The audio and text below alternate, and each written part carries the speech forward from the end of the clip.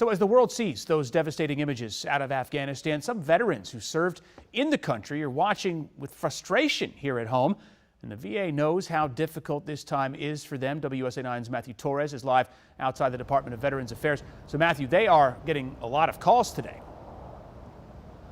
Adam, that's right. The main crisis hotline veterans can call if they are experiencing thoughts of suicide or any other emotional turmoil is receiving more calls lately ever since the Taliban takeover.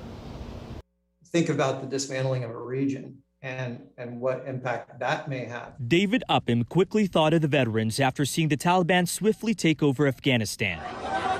2 decades of fighting came down to days of sheer panic and chaos.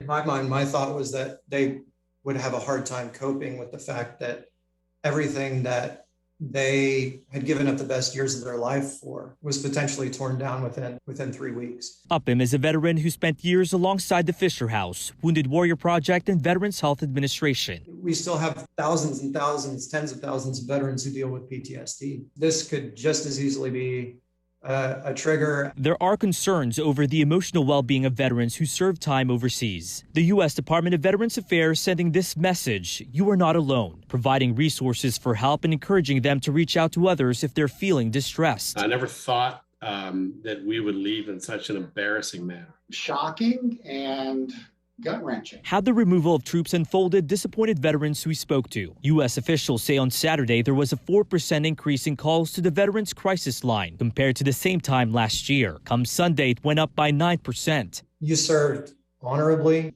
There was a noble cause, and it was to bring a moment of peace among centuries of war. And of course, again, that message going out to veterans that you are not alone. If you do need help, we have put together a list of resources from the VA. You can find that under this story on WUSA9.com. Reporting live outside the U.S. Department of Veterans Affairs, I'm Matthew Torres, WUSA 9. Yeah, it's not surprising that a lot of our veterans who served there just really need somebody to talk to about this right now. It's a great resource. Matthew, thank you.